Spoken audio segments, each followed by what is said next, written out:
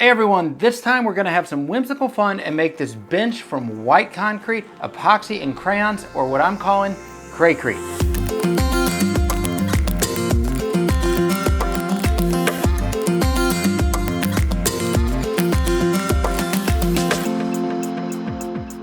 This time I've got Sean Boyd here from Sean Boyd Made This.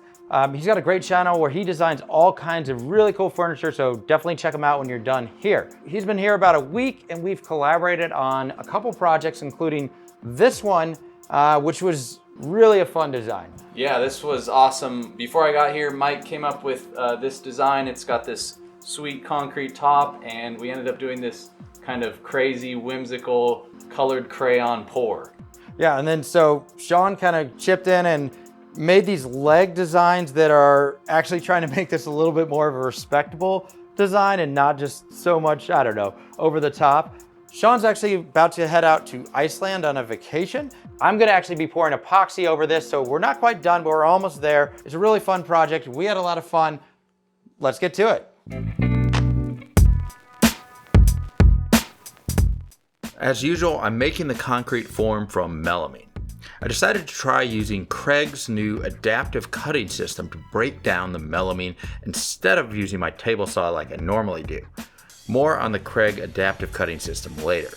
When Sean and I were brainstorming projects, he said he wanted to learn the ropes with concrete and had this idea to do something with melted crayon swirl inlaid into white concrete, and the idea of doing a large drip-shaped inlay popped into mind, so I went into Affinity Designer and sketched out the drip pattern.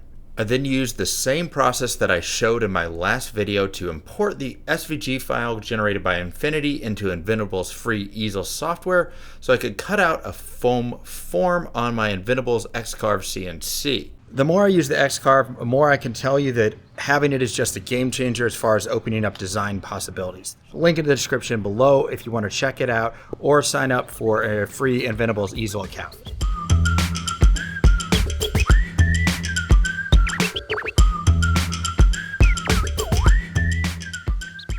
I wanted the drip inlay to be 3/8 inches thick, but all I had on hand was 1/2 inch foam. So I used the X-Carve to first reduce the height of the foam to 3/8 inches inside the drip pattern before going around the edges to cut out the drip shape.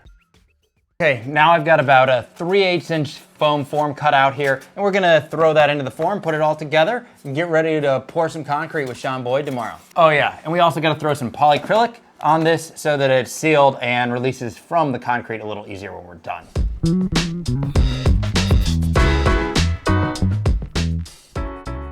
The assembly of the form is really simple for this one. Hot glue at the corners and drywall screws all around.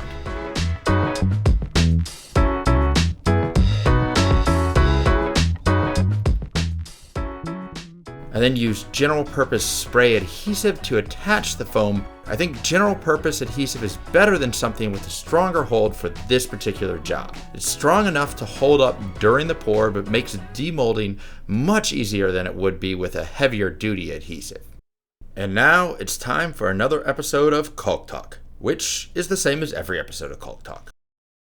I apply a layer of paste wax to the melamine, lay down a generous line of 100% silicone caulk, run a metal found ball tool over all the caulk lines. The found ball tool puts excess caulk to the sides, leave a clean line over the seam, and the layer of paste wax makes it easy to peel the excess caulk away once secures, leaving a perfect caulk line. And that's it for this episode of Caulk Talk.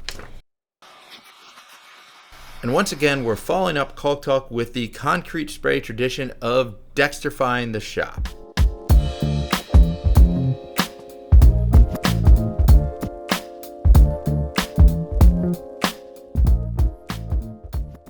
The next day, Sean arrived in Chicago and we were super amped to get to the shop.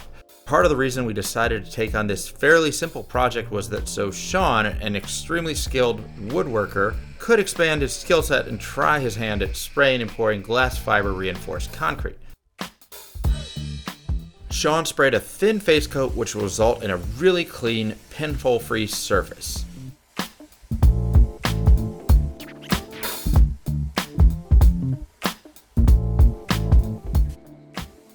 We'd covered the top edges of the form with painter's tape before we sprayed, so we removed it after the face coat started to firm up. This will help us get a flat bottom to the bench that goes just to the top edge of the form but not over it. Next, we mixed up the GFRC back coat, which is the same as the face coat but with glass fibers added. We also added a bit of plasticizer to the mix, which is going to make it more flowable so the concrete is self-leveling in the form.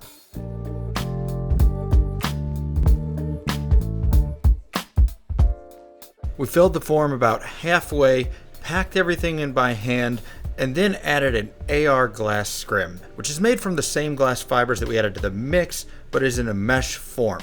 This is going to add a lot of strength to the bench. I came back about 45 minutes after we poured and used a magnesium float to hand trowel the concrete.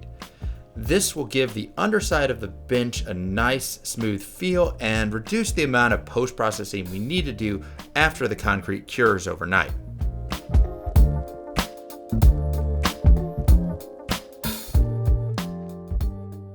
Before removing the concrete from the form, we used the sides of the form as level guides so we could sand the bottom of the bench perfectly flat using diamond hand sanding pads. Then it was finally time to demold and find out what the concrete surface looked like, aka concrete Christmas. So first blip in the process here. I apparently had something on my shoe and stepped on the form while we were working because there was a footprint transferred onto the surface of the concrete. Fortunately, the footprint sanded off really easily and turned it out to be something we could just laugh about. One small step for Mike and Sean, one giant leap for crayon concrete tables. I then gave the concrete a quick wet hand sanding with 400 grit paper and applied some acrylic concrete sealer. We'll see it again later, but I wanted to pre-seal before doing the melted crayon inlay. I'd done some experiments with melted crayon and white concrete and found that stray drips of melted crayon could stain unprotected concrete. I shared video of those experiments over on Instagram if you want more melty crayon goodness after you watch this video.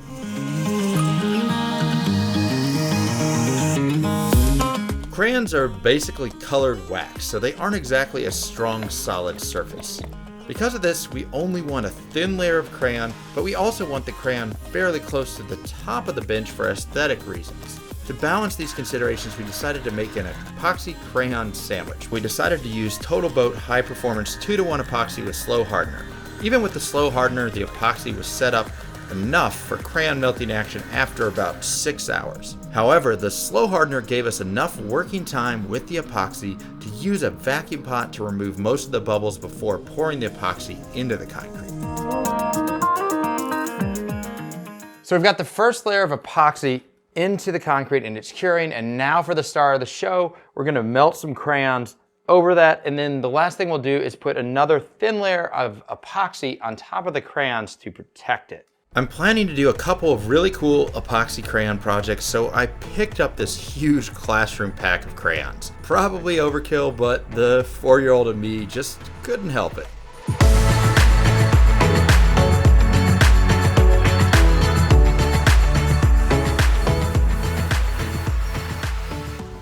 One thing I found during my earlier melted crayon experiments was that not all color combos are created equal. The right color combo can be magic, but the wrong colors can turn into mud. So Sean and I decided to have some fun experimenting with the colors in the pack. Of the 63 colors, we decided to separately choose sets, melt them, and then pick the best of our tests. Ultimately, we found that lighter hues work best, darker greens, blues, and reds were more likely to mix to a muddy, unattractive color, so we left those out of our final selection.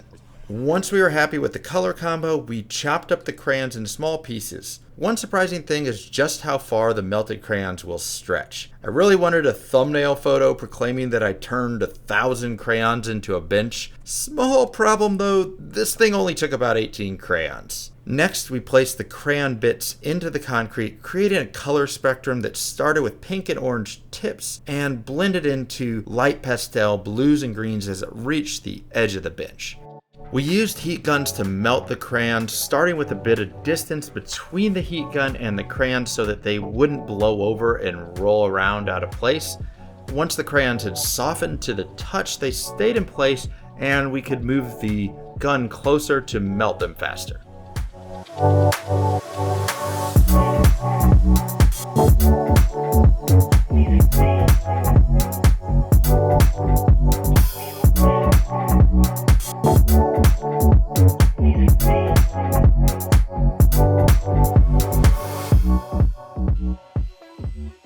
Since Sean was leaving soon for his trip to Iceland, we put the bench top aside and turned our attention to the legs. Sean's woodworking skills are far greater than mine, so now it was my turn to learn from him.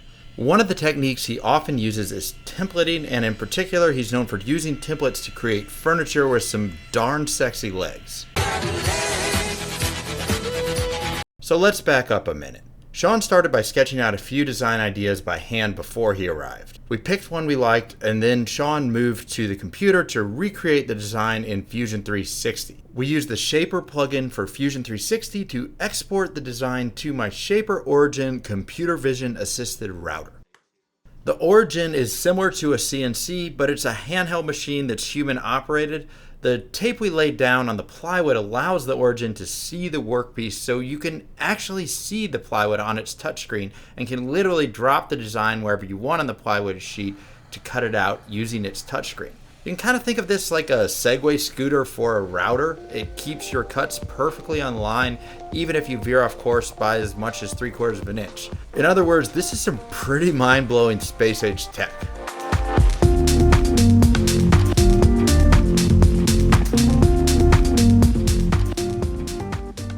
While the Origin is really cool, it does have limitations. It's fairly slow and it takes a lot of stamina to cut out large pieces. Each pass around the leg takes about 5 minutes, and we only cut about 1/8 of an inch in each pass. Because of this, we made 2 passes to cut 1/4 inch deep for each leg.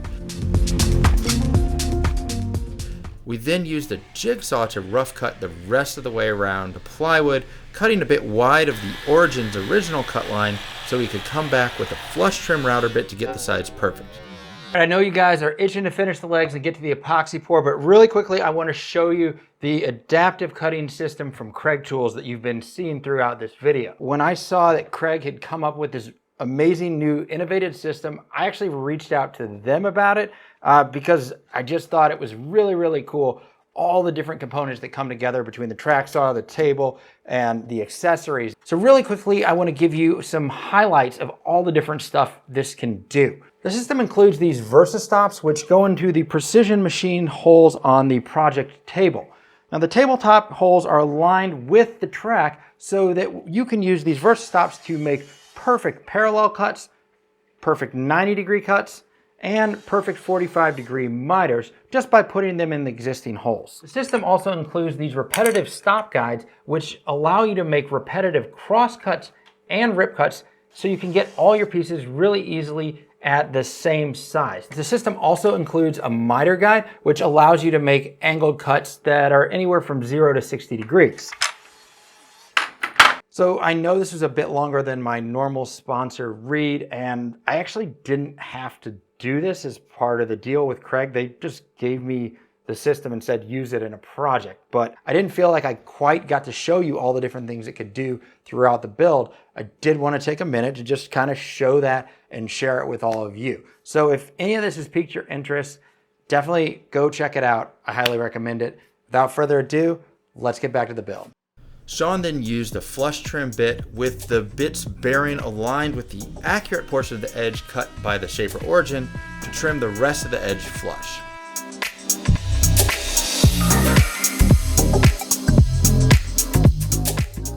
The bench needs to support the weight of a couple seated adults, and for aesthetic reasons, we also wanted to avoid using lower stretchers or cross bracing. To achieve the look we wanted without sacrificing structural integrity, we stacked the plywood pieces for the legs and stretchers so they were 1.5 inches thick, or 2 sheets of plywood. After the wood glue is set up on the legs, we used a domino to add loose tenons for connecting those pieces.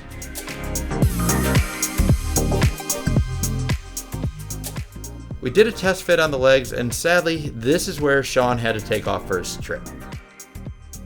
The next day, I glued up the legs, and while I'm doing that, I've got to ask, do you subscribe to Sean's YouTube channel?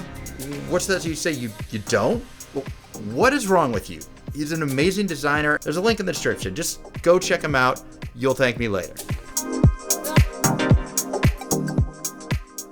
I put the legs aside and moved back to finishing off the top. I covered the concrete around the epoxy inlay with painter's tape. However, as I mentioned in my last video, this turned out to be unnecessary. For the epoxy top layer, I'm using Total Boat thickset epoxy. While thickset can be poured to 2 inches deep or more, that isn't the reason I chose it for this particular task. It is also very low viscosity, which basically means that the top will sit flatter than a thicker epoxy would. This lower surface tension means less excess epoxy when pouring up to the edge of the concrete, and thus less sanding to get the cured epoxy level with the concrete afterwards.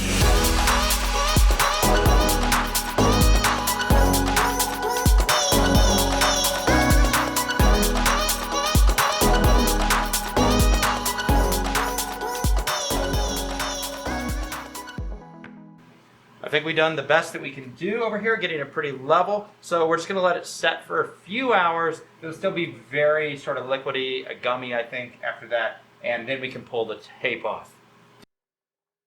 After the epoxy cured, I could remove the melamine pieces I've been using in conjunction with the top itself to create an epoxy form.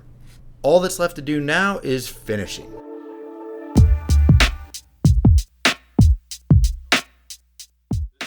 I started by applying a slurry coat of the white concrete to patch up some imperfections in the surface. I then dry sanded the concrete and epoxy from 120 grit up to 240 grit. I then wet sanded both surfaces to 400 grit. And since 400 grit is as high as I want to go on the concrete, I paused here to apply sealer to the concrete. I let the concrete sealer cure overnight and then returned to finish the epoxy by wet sanding up to 5,000 grit, and then used a plastic polish for the final shine. All that was left to do was apply finish to the legs. I'm using a Maker brand simple finish since I like the way it makes the plywood layers and the sides pop out. It's an oil and wax finish, so it does yellow the plywood a bit. I could see some folks liking a lighter look and going with the water-based finish instead, but overall I'm pretty happy how this table came out. I then used some construction adhesive to attach the legs to the concrete base.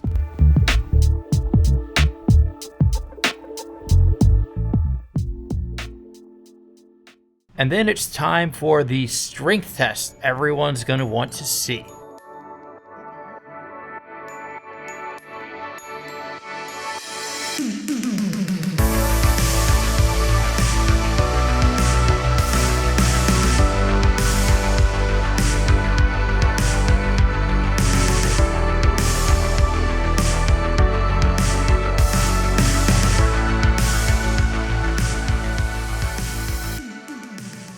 This one was a little out there, but I had a ton of fun. I know Sean and I had a good time.